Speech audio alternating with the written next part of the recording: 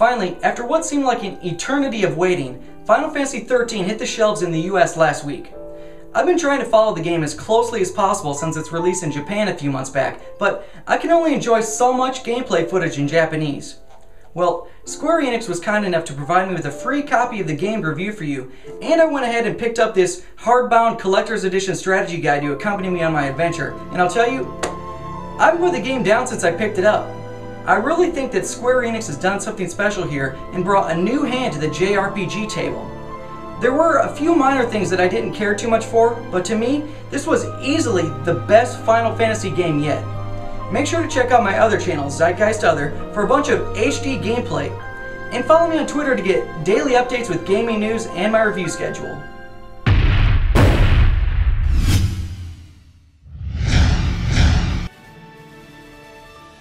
Like every other Final Fantasy, the story is the most important aspect of the game, and 13 is no exception. The majority of your adventure takes place on Cocoon, which is essentially a small man-made planet containing a utopia for millions of men and a supreme race of magical machines known as the fal'Cie, which reside in the sky above the larger planet Gran Pulse.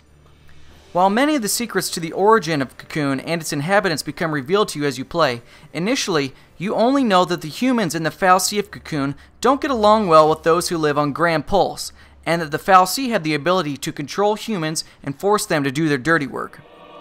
Humans branded by the fal'Cie, known as l'Cie, are essentially punished to one of two fates: completing the work for the fal'Cie and become a crystal for all of eternity, or stray from your path and become a zombie. So, a Pulse fal'Cie is found hidden in an old vestige on the beach town of Bodum inside of Cocoon. Being that the fal'Cie can control humans, and that this fal'Cie is from Gran Pulse, it's obviously a huge threat to civilization, as it could turn all of Cocoon's people against each other. So the government orders an immediate evacuation or extermination of basically anyone in the vicinity of the Pulse fal'Cie. The game's 6 characters that you will control, for one reason or another, were all in Bodum when the fal'Cie was found, and as such, are being evacuated to Gran Pulse. As the characters meet up initially, something terrible happens to them, ensuring that they now have to stick together and have a common goal. They're all fantastically detailed with a great backstory, and you'll become emotionally attached to each one of them as they grow and change together.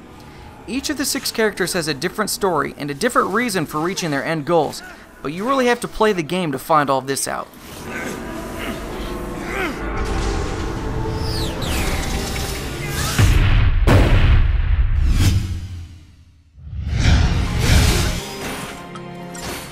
From start to finish, Final Fantasy XIII took me around 50 hours to complete, and that was sticking solely to the primary story path. There's a good 30 or so hours of extremely challenging side quests that you can tackle as well, though it's not recommended to do so until after you've completed the game, as you can still control your characters following the final encounter. Square Enix took a unique route with this JRPG, in that there's no open world to take you from one place to another, and no towns to interact with tons of annoying townsfolk. You literally walk linearly from beginning to the end. There are several difficulty spikes that you'll encounter through your adventure. The beginning of the game is extremely easy and doesn't involve much skill at all. Things start to get interesting around Chapter 3 and gradually get more difficult until around Chapter 11, where all hell breaks loose when you'll be sweating your ass off for the remainder of the game. The battles over the last 15 or so hours of the game are extremely difficult, and this actually bothered me. I'm alright with a boss fight taking 20 minutes and really making me work for a win, but I don't really care to spend 4 to 7 minutes every fight on the trash leading up to the boss. Give me 30-second easy fights until an epic boss fight, please. Now, prior to Chapter 3, I had a very different opinion of the game than I do now. The combat was extremely easy, as all you do is click the auto combat button, which queues up the best set of moves for the given circumstances. You also control only a single character in your party of 3. You don't gain levels as you fight, and there didn't appear to be any management of armor, weapons, or gear. Well, once Chapter 3 hits, everything changes as all of your characters gain the ability to use magic and begin to have specializations, and these actually level up instead of your characters. Shortly thereafter, you find that there really isn't that much gear in the game, but that all gear can be upgraded many times, providing better stats and abilities, so it makes sense to hold on to everything you come across because it really gives you a lot of flexibility as to how you want to play your characters.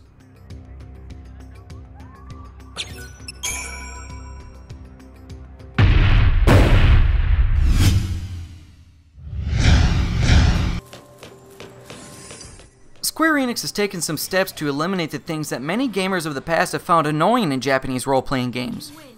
There are no confusing dungeons, as everything is relatively straightforward, and there are no random encounters, as you can see every encounter coming up. Your party's health is also restored after every battle, and there's no longer mana in the game. Essentially, you've got a new type of game that focuses solely on the great story and fast-paced and intense combat. The combat system in Final Fantasy XIII is truly unique and exciting. First, in battle, every enemy has a stagger point. You can see in the top right corner there's an orange chain gauge that grows, and upon reaching it, your enemy becomes extremely vulnerable to attacks and usually reacts differently to your actions. To get the chain gauge to increase, you've got to attack it, and with that, you need to understand the new mechanics called paradigms and roles. Upon learning magic, each character gains access to a few roles that they'll specialize in. Commandos slow the chain gauge from depleting, Ravagers build the chain gauge up quickly, Sentinels draw attention from monsters and protect party members, Medics heal, Saboteurs debuff the enemy, and Synergists buff your party. Now, each character can specialize in several roles, but only one may be active at a time.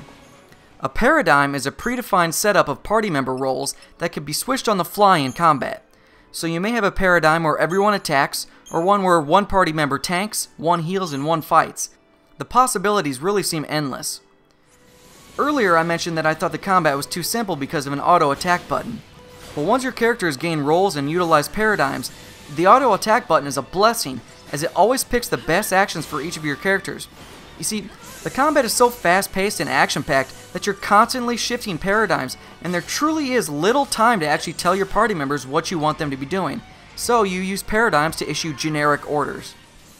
After each battle, you're awarded Christogen points based on how efficiently you fought. The Christogen points are used in the Crystallarium to level up your roles, where you can advance your overall stats or unlock new abilities and spells to use while your role is being utilized in the active paradigm. Your party is often split up into smaller groups, and not until many hours into the game can you actually define your party or which member you specifically are going to control. So you're given many opportunities to play with different paradigms to see what you like best, as each character has a different set of roles. Dunno. You don't know? I thought you had somewhere in mind.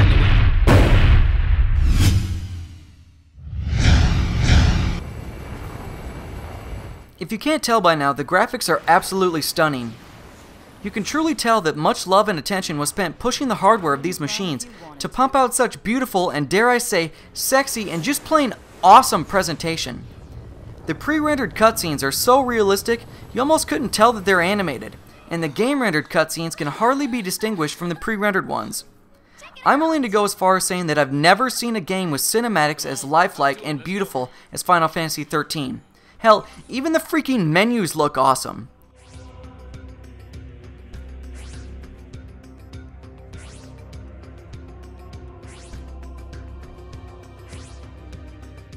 Of course, I have to mention that because there's no armor in the game, your characters will always look the same from start to finish. Only their weapons will render differently in combat. Normally I'd be disappointed by this, but I actually really liked how each character looked, that I didn't care about this downfall this time. Being that probably 40% of the game is cutscenes, you're presented with wonderful voice acting, and you'll never have to read a single word of it. Initially, I didn't care for the main character, Lightning's voice. I didn't like that she was so badass sounding. I wanted her to sound more sexy, but eventually it grew on me. There's also a really great soundtrack that will accompany your adventure, and there's even a track or two by Leona Lewis. Hold on! Okay.